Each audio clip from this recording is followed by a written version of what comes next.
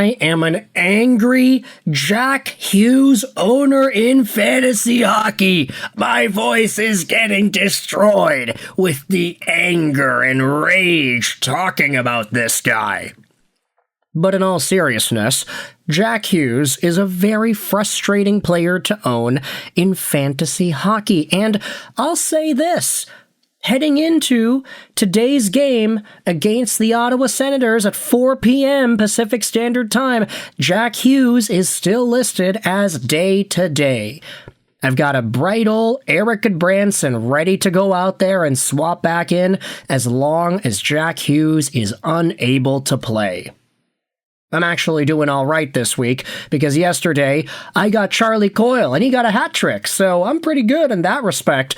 But still, Jack Hughes, with all the time that he has missed this season, you take a look at the injury, the recent injury he had sustained on Thursday, and you have another conversation of this guy being made of glass, whether he's getting cut by glass or he just is glass. Tate McRae is not going to save you, baby. Jack Hughes is going through a pretty rough patch in his NHL career. He has never played 82 games in an NHL season before.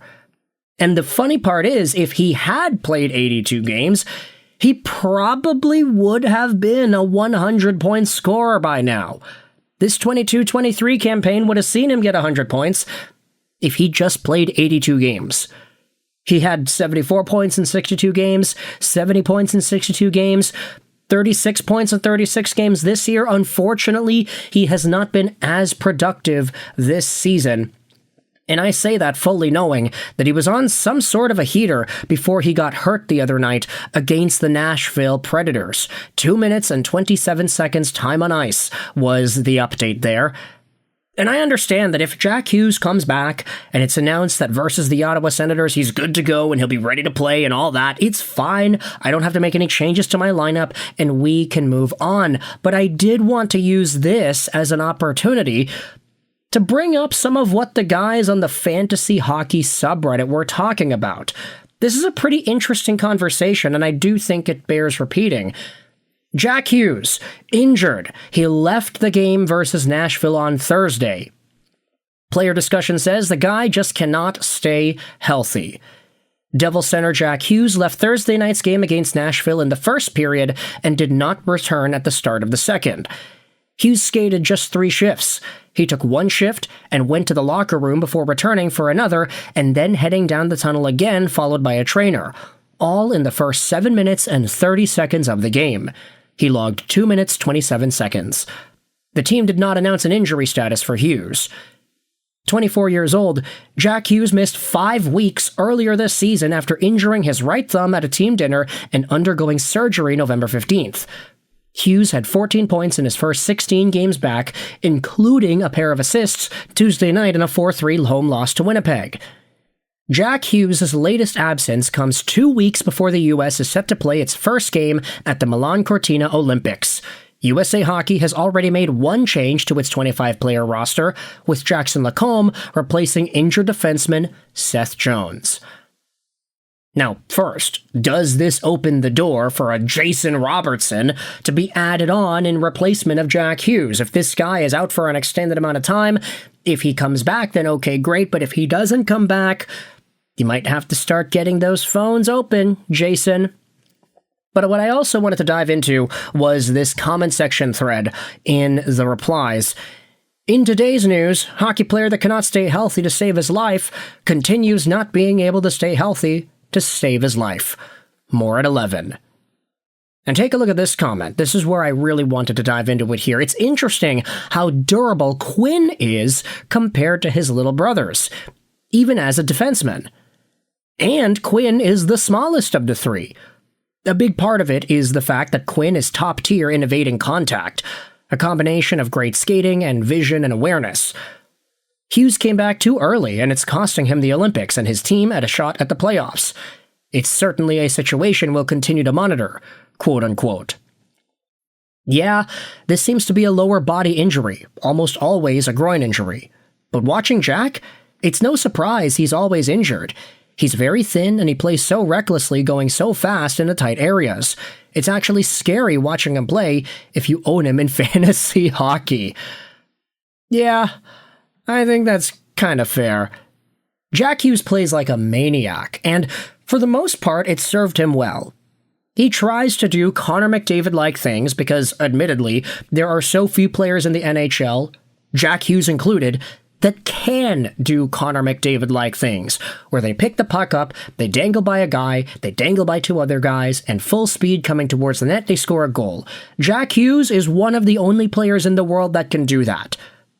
But the problem is that tendency of how he plays leaves him in a state of vulnerability at times.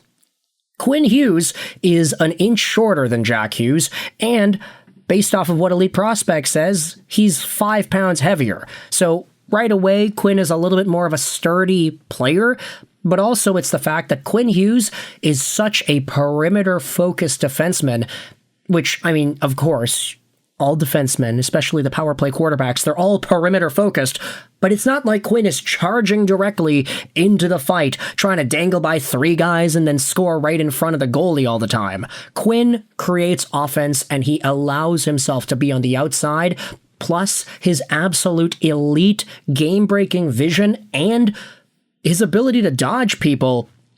It is arguably the best in the league. This is a guy who is so good at avoiding danger, and the only things that have held him back the past few years, the reason why Quinn missed time in Vancouver this season and in Vancouver last season, I honestly would say it's because he's pushed himself too hard.